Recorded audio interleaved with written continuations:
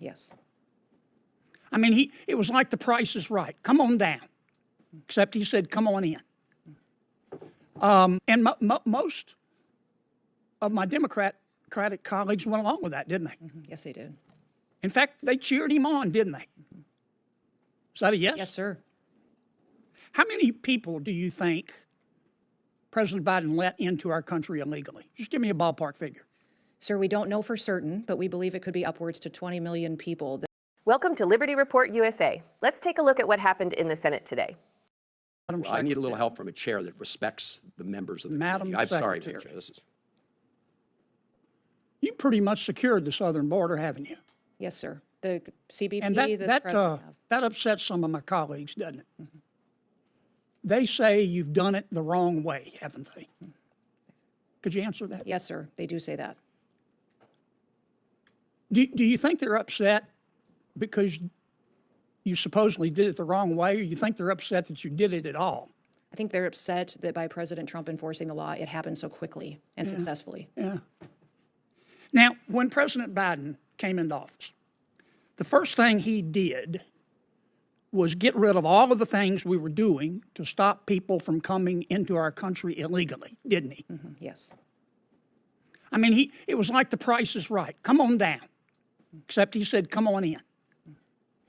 And most of my Democratic colleagues went along with that, didn't they? Yes, they did. In fact, they cheered him on, didn't they? Is that a yes? Yes, sir. How many people do you think President Biden let into our country illegally? Just give me a ballpark figure. Sir, we don't know for certain, but we believe it could be upwards to 20 million people that are illegally in this country. So that's like adding 10 Nebraskas to our country, isn't it? That's correct. Why do you think President Biden and my Democratic colleagues did that? Do you think they believe in open borders?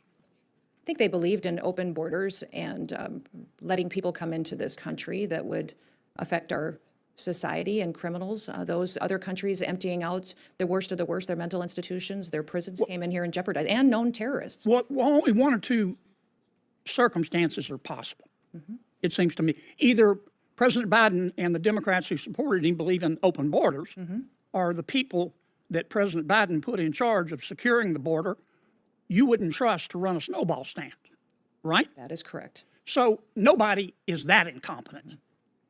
So it has to be, they just believe in open borders, do they not? Yes, because I know the people who were securing the border and they weren't allowed to do their job. Do you think they believe that vetting people at the border is racist? Yes, I do. I think by the way they allowed people in and granted them immediate parole status. Do you think that President Biden and some of my Democratic colleagues, I don't want to paint with too broad a brush, Madam Secretary, thought of these foreign nationals in our country illegally as potential new voters? I do, sir. Okay. If you're an ordinary American and you oppose illegal immigration, but you support legal immigration, does that make you a racist? No, sir. No, sir, not at all. It just means that you believe there should be a rule of law, and that's what America was built on. And that's what you've been enforcing, right? Exactly. We have been following the Constitution and the rule of law in this country. And I want to be sure I understand, because there's been a lot of confusing testimony here. You've secured the border, have you not? This administration has, yes, sir. And some of my colleagues are upset with you. Yes, sir. And they say you did it wrong. Yes, sir. And do you agree with me that what they're really upset about is that you did it at all? Yes, sir. Okay. I want to ask you a last question about our federal judiciary. I've said repeatedly that all of us has a moral and a civic obligation to follow federal orders, and I stand by that.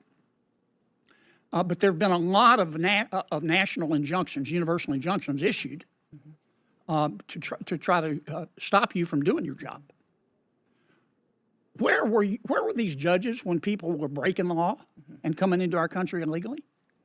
Were any of them speaking up and issuing national injunctions against the Democrats?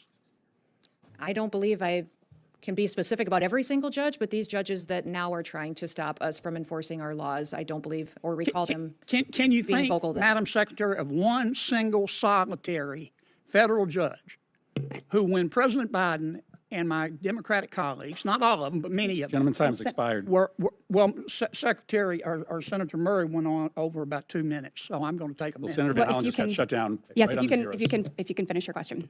Can you recall one single solitary federal judge when President Biden and my Democratic colleagues were letting 20 million people come into the country illegally?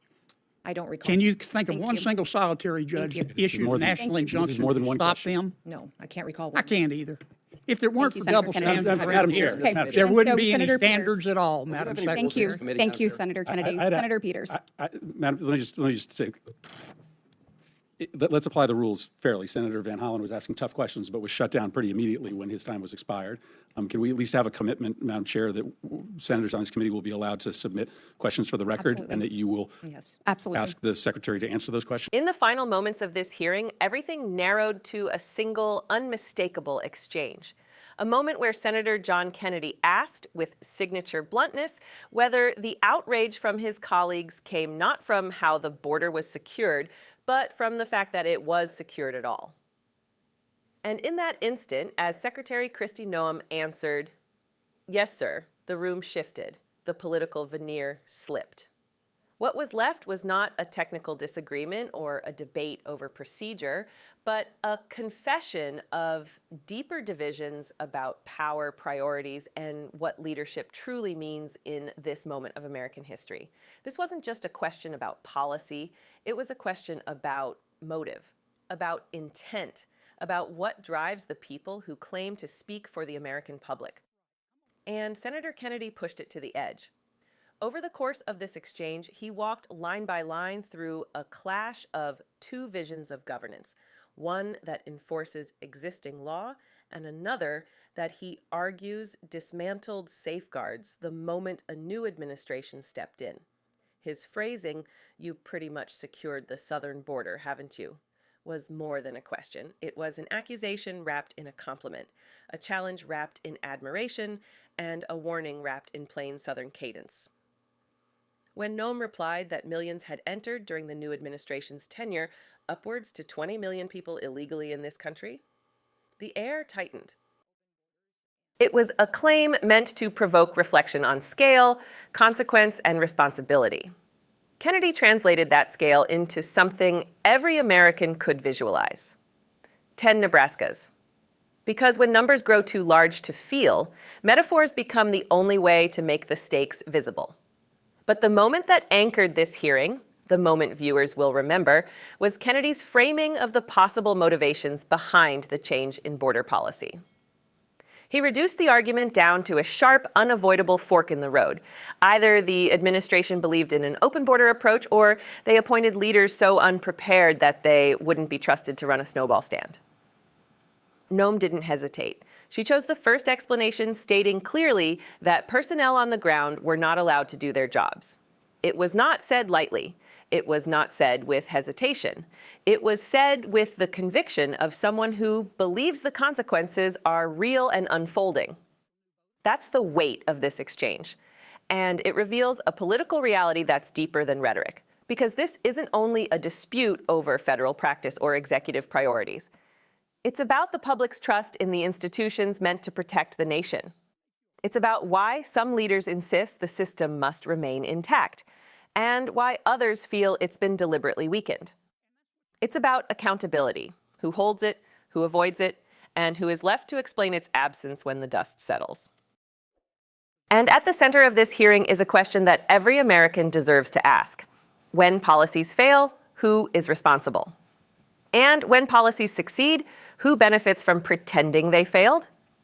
As Kennedy pressed forward through claims of open border ideology, through the question of whether vetting was dismissed as discriminatory, through the suggestion that new arrivals were viewed as future voters, he forced the room to confront a tension that has grown for years between enforcement and political messaging.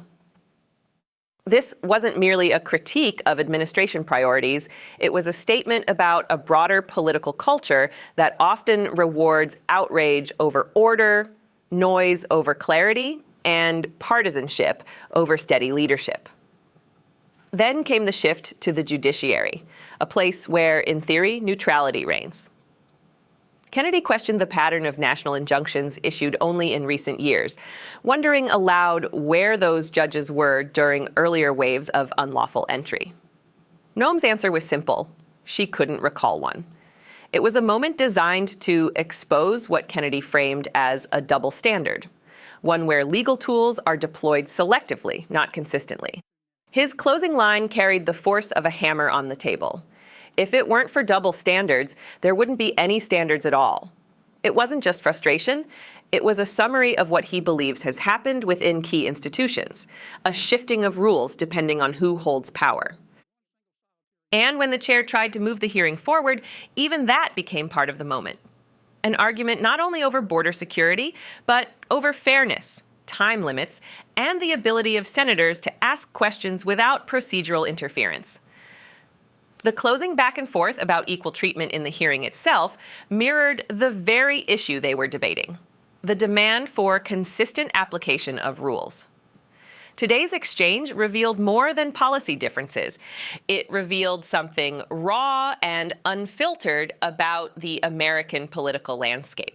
A landscape where motives are questioned as fiercely as actions, where the fight over information is just as intense as the fight over the physical border, where public servants clash not only over what is happening, but over what they believe the other side wants to happen.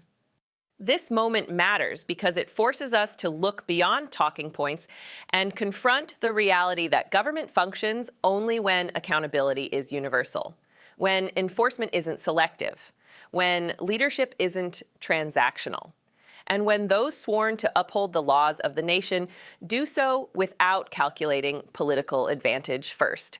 In the end, hearings like this are not just about the witnesses on the stand or the senators at the dais.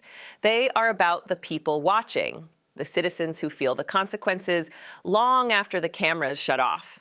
And that's why voices like ours must cut through the noise to understand what really happened. To call out what others ignore. To remind the country that the truth, however inconvenient, is still worth defending. If you believe in that mission, if you believe these conversations matter, if you believe America deserves clarity, accountability, and courage, then stand with us. Subscribe to Liberty Report USA. Support our work to expose the truth, and stay with us as we continue to shine a light where others refuse to look.